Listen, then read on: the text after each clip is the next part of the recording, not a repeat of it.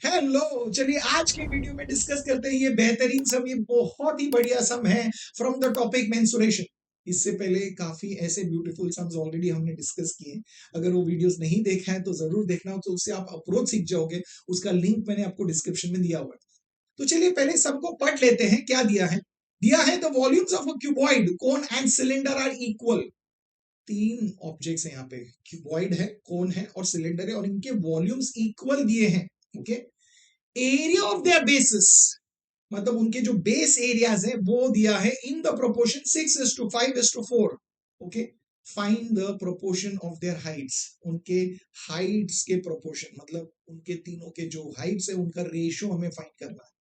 तो अब यहाँ पे तीन अलग अलग ऑब्जेक्ट है।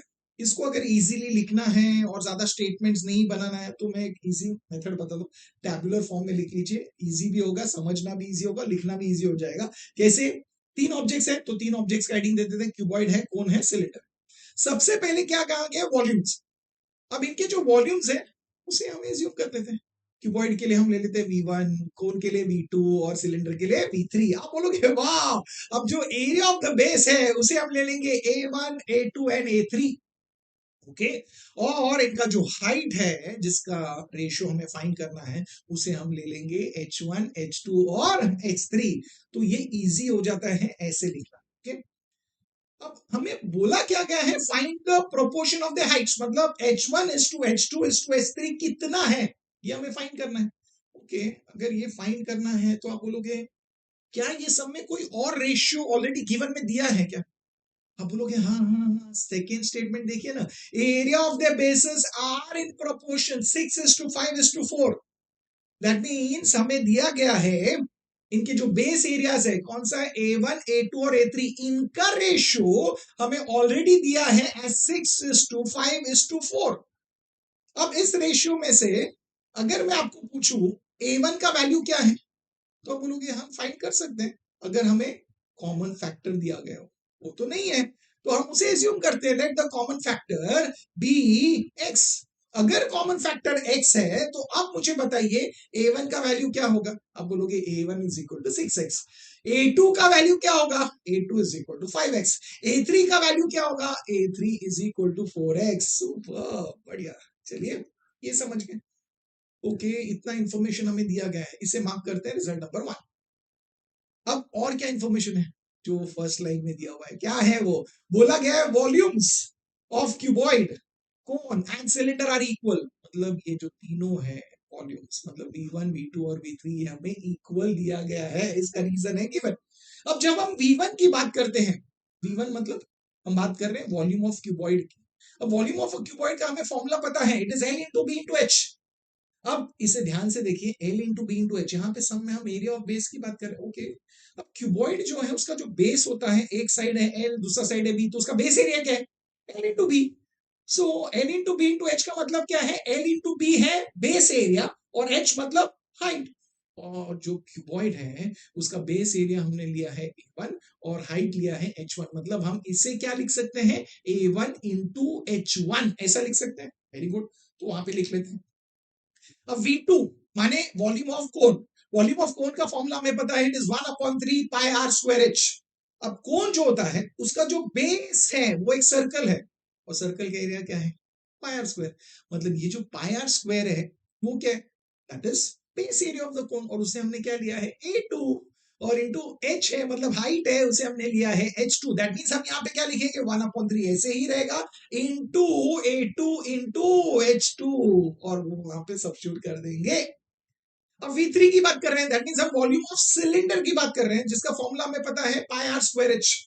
जब हम सिलेंडर की बात करते हैं, सिलेंडर का जो बेस है वो एक सर्कल है और उसका एरिया है pi r square. Pi r square base area of cylinder A3 into height that is H3। That means हम इसे लिखेंगे A3 इंटू H3। तो चलिए ये यहाँ पे सब्स्टिट्यूट कर देते हैं। ये हमें इंफॉर्मेशन देखते देखते मिला। अब आप बोलोगे और तो हमें पता है, वन में हमने A1, A2 और A3 का वैल्यू लिया है, तो यहाँ पे सब्स्टिट्यूट कर देते हैं ना। तो A1 की जगह पे हम क्या लिखेंगे? 6x। तो आएगा 6x इंटू H1। यहाँ पे A2 के जगह पे क्या लिखेंगे? 5x। तो लिखिए, तो वहां पे आएगा 5x into H2। Very good. यहाँ पे A3 के जगह पे हम लिखेंगे 4x, तो मिलेगा 4x इंटू H3।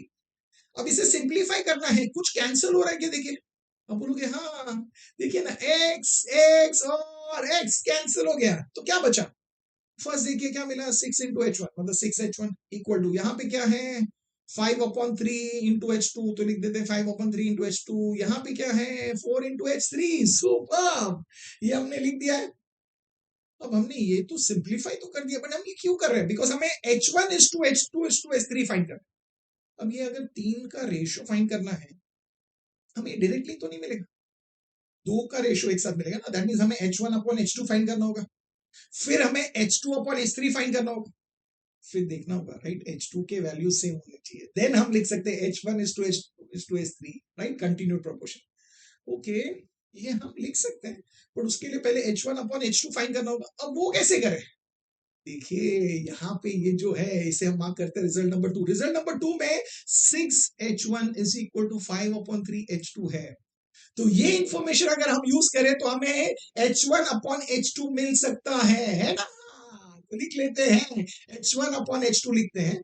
ओके, तो यहाँ पे क्या है 5/3 ऑलरेडी है, और ये इंटू 6 यहाँ पे न्यूमरेटर से डिनोमिनेटर में आ गया।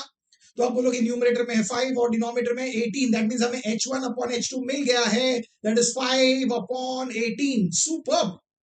अब आप बोलोगे हमें H2:H3 चाहिए, दैट मींस हम ये रिजल्ट लेंगे, दैट इज 5/3 H2 = 4H3। यहां से हम लिखेंगे H2/H3 लिख देते हैं। तो यहाँ पे क्या है 4, तो ये 3 जो है यहाँ से न्यूमरेटर में चला जाएगा, और 5 जो है वो डिनोमिनेटर में आ जाएगा। तो क्या मिलेगा, 4 × 3 है 12, और डिनोमिनेटर में है 5, तो मिलेगा 12/5। तो अब आप बोलोगे H1/H2 मिल गया है, H2/H3 मिल गया है, तो हम H1:H2:H3 लिख सकते हैं।